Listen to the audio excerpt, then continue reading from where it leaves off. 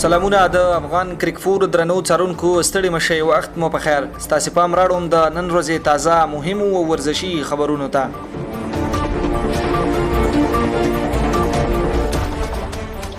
د مرکزی اسیا والیبال اتلولیو په لړ کې افغان والیبال ملي لوبډلې په خپل څلورمه لوبه کې نیپال ته د 3-0 سیټونو په توپیر ستره ماتې ورکړه په دې بریا سره دا دویمه سیالي ده چې افغان لوبډلې خپلوي افغانستان به خپل پنځمه لوبه کې سبا دوشنبه د کوربه بنگلاديش پر وړاندې د سیالي ډګر ته ښکته شي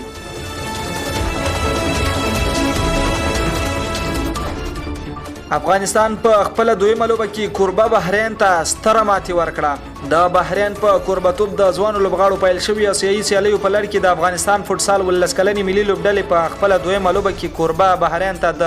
0 ګولونو په ستر توپیر ماتې ورکړه په دې بریا سره افغان لوبډلې په روانو سیالیو کې دویمه بریا تجربه کړه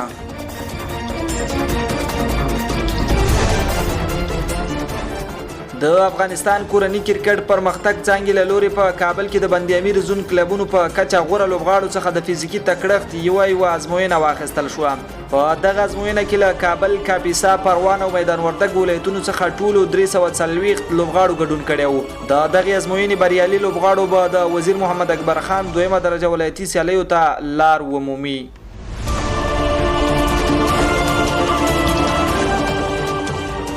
نولس کلنه ملي لوبډله چمتوالی نیسي د افغانستان نولس کلنې کرکټ ملي لوبډلې د بنگلاديش پر وړاندې 15 ورځنیو سیالیو ته د لا چمتوالي په موخه تمرینات پیل کړي د افغانستان او بنگلاديش نولس کلنو ځوانانو ترمنځ د 15 ورځنیو سیالیو لوبلړۍ راتلونکي شې شنبه په ورځ پیلېږي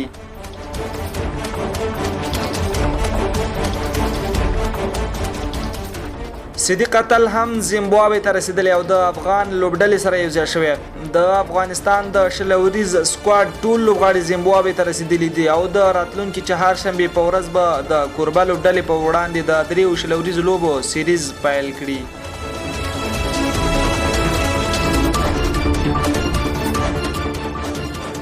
د 38 کلونو او 108 ورځو عمر لرونکي روهیت شرما تر ټولو ډیر عمر لرونکي هندیا شو چې ورځنۍ لوبه کې د لوبې د غوره لوبغاړي جایزه ګټي تر روهیت شرما مخکې ام اس ډوني چې کله د 30 کلونو او 194 ورځو نو د هند لپاره د لوبې د غوره لوبغاړي جایزه ګټلې و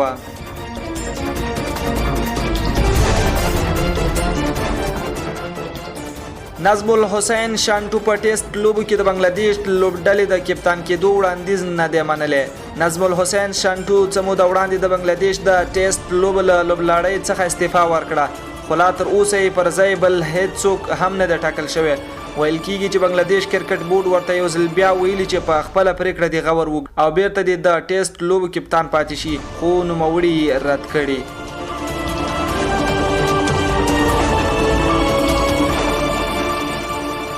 د افغانستان او زیمبابوې ترمنځ تر دې دمه 13 شلوریزې لوبې ترسره شوې چې 14 افغانستان او یوازې 2 لوبې زیمبابوې ګټلې دي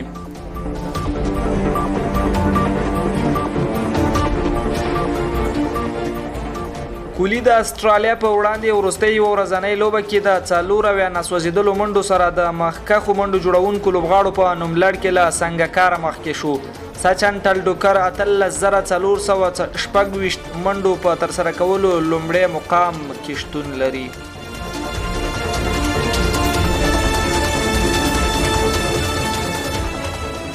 بارسلونا که ریال مادرید د اسپاني فوټبال غوره لیګ لا لیګا په لسمه اونۍ کې نن یکشنبه شپه 2 سرسخت سیالان بارسلونا او ریال مادرید د لوبې ډګر ته ښکته کیږي